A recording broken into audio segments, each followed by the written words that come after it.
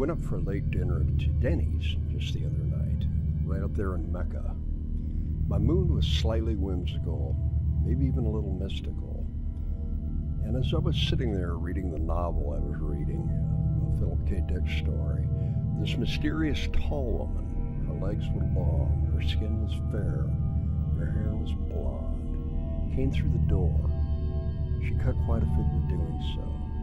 She said to the hostess in a thick Nordic accent, "Over there, that'll be fine." And the hostess sat her in the booth next to mine. She sat opposite me, facing me. Our eyes inevitably silently locked for a moment. She had these almost alien yet stunningly beautiful deep electric blue eyes.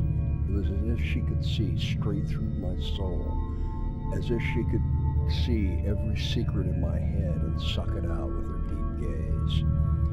Her pupils pinpointed, then dilated, then pinpointed, then dilated. Hammer on hypnotic. Eye contact steady, anticipating. Her aura was shimmering, captivating. My mind was running rampant, agitating. My train of thought, the voice in my head, was stammering. My heart was palpitating. Her voice cut through the riveting stare. "My name is Helga, and I got a booth to share." I picked up my plate of chicken fried steak and moved over to her booth. My name is Darryl. Nice to meet you. I noticed your accent. Where are you from?" She simply replied, "Out of town." To which I replied, "Well, yeah, I suppose so. Like, where originally?" Saying my name like Europeans do. "Dal," she said again, "out of town." "Oh, come on, honey. I know you look and sound Scandinavian. Like, what country are you from? You from, like, Iceland, Finland, Norway, Sweden, Faroe Islands? Where?" She was quiet for a second, but her eyes spoke for her, the pinpointing and dilating thing. They sparkled magically like two big diamonds, and this warm, sly half-smile came on her face. She was enjoying this, I could tell.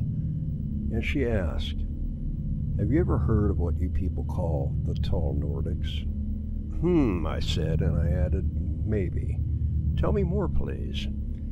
She asked if I was sure that I wanted to hear this. I said, "Oh yeah, sure, go ahead." And she said, "Well, you have your grays. They're from what you call the Zeta Reticuli star system. Then there are the reptilians from the star you call Thuban or Alpha Draconis.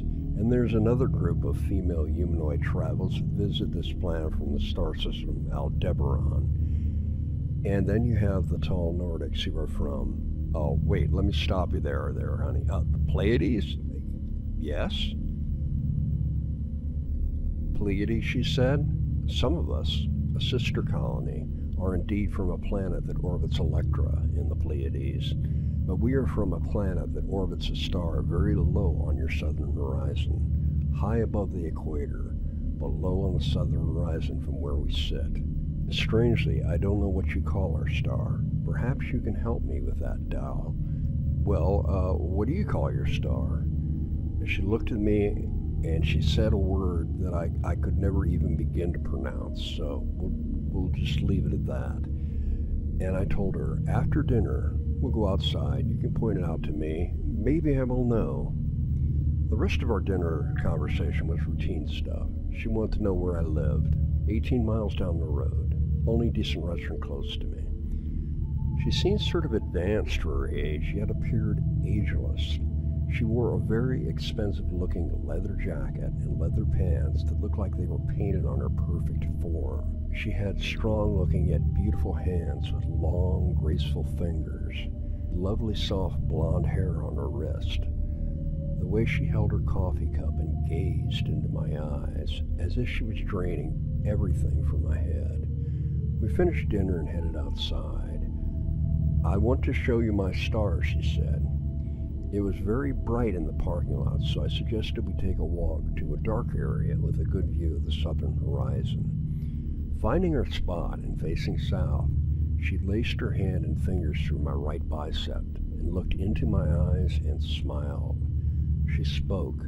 "Do you see the star Sirius?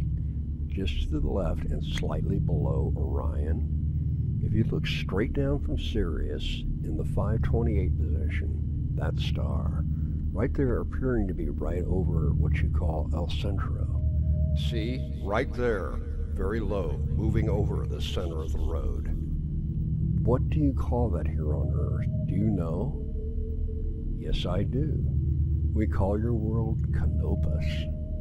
Both of her hands now squeezed my arm as she made a cat-like purring sound, looked at me, smiled with her mouth and her eyes. "Thank you, doll." Finally it dawned on me to ask her, "Just what is your mission here?" She said the Nordics were a peaceful and loving people.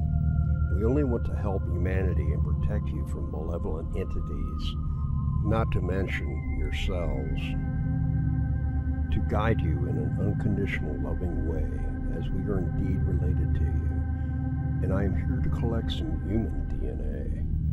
She added, "You're very kind and wonderful. Can I extract some of yours?"